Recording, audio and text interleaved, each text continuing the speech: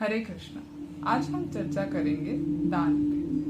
भगवत गीता के 18वें अध्याय का 5वां श्लोक यह है, यज्ञ दान तपः कर्म न त्याज्य कार्यमेव तत् यज्ञो दानं तपश्चैव पावनानि मनीषिणाम्। दान यह मानव जीवन को पवित्र करने वाला कार्य है। मनुष्य को दान करना चाहिए। हमारा नीति शास्त्र भी कहता है, कान में कुंडल किस प्रकार के हैं अथवा अलंकार किस प्रकार के हैं, इससे कान की शोभा नहीं देते, परंतु कानों ने कितना और कैसा श्रवण किया है इसका महत्व है। हाथ दान से सुशोभित होते हैं, कंकणों से नहीं। हमारा शरीर भी करुणा अथवा परोपकार से शोभा देता है और चंदन से नहीं। शास्त्रकार कहते हैं, देते जाओ और भोगते जाओ। जितना आज भोगते हो उतना आपका, और जितना दिया होगा उतना भी आपका। मधुमक्खी बहुत ही परिश्रम से शहद लाकर शहद का छट्टा बनाती है। विपुल शहद इकट्ठा करने पर भी वह स्वयं नहीं खाती। एक दिन मनुष्य आकर उसका छट्टे को आग सुलगाता है और छट्टा निकालकर ले जाता है। इसलिए शास्त्रकार कहते हैं कि दान देना और बहुत ही पवित्र काम है। दान के प्रकार है, किसका दान करना चाहिए, किस प्रकार का दान करना चाहिए, इन सब का दान चंद्रिका में वर्णन है। गीता में 3 प्रकार के दान 17वें अध्याय में वर्णन किए हैं। 17वां अध्याय श्लोक 20वां। दातव्यते यद्दानं दीयते अनुपकारिणे देश काले च पात्रे च तद्दानं सात्विकं सुतम्। 17वां अध्याय श्लोक 21वां।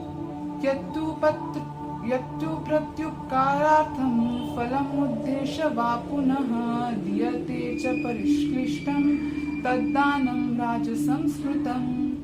17वां अध्याय 22वां श्लोक।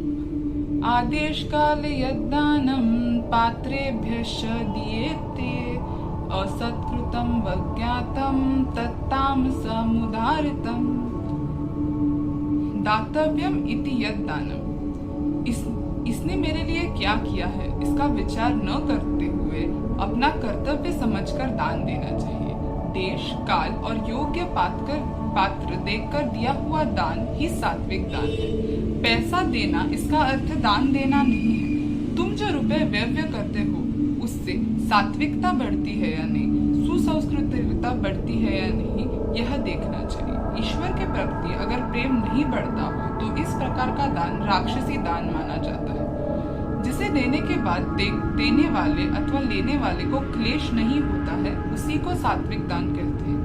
पूर्ण विचार करके और देने वाले के मन में थोड़ी सी भी क्लेश भावना न होकर किया हुआ दान ही सात्विक दान कहलाता है।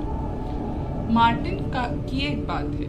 एक बार मार्टिन की आदत थी कि वह अपने से कम जिसको भी देखता था उसको हमेशा कुछ ना कुछ दिया करता था। एक बार राक्षस को यह समझ आया और उसे लगा कि मार्टिन को बहुत घमंड है और उसके घमंड तोड़ने की जरूरत है। तो एक बार जब मार्टिन एक सुनसान रास्ते पे चल रहा था और उसके पास कुछ भी नहीं था, तब उस राक्षस ने बहुत ठंड करवाई। रास्ते में मार्टिन को एक दरिद्र मानुस मिला। वहां पे उसने अपने आधे कपड़े निकालकर उसको दे दिए और आधे कपड़े पहन के चल पड़ा।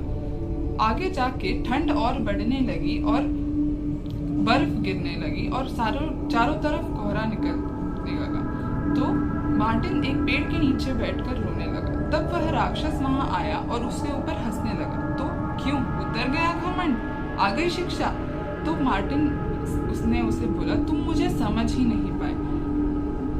मैं अपने लिए नहीं रो रहा हूँ, मैं तो उस व्यक्ति के लिए रो रहा हूँ जिसको मैंने सिर्फ आधे कपड़े दिए। काश मैंने उसे पूरे कपड़े दिए होते तो वो इस ठंडी में सहन नहीं कर रहा होता। उपकार अथवा फल की अपेक्षा रखकर जो दान दिया जाता है उसको राजस दान कहते हैं। इस प्रकार फल की अपेक्षा अथवा प्रत्युपकार की अपेक्षा से जो कुछ दिया जाता है वह भगवान तक नहीं पहुँचता। उसके बाद जो तिरस्कार या क्लेश देकर दिया जाता है वह भी राजस दान है।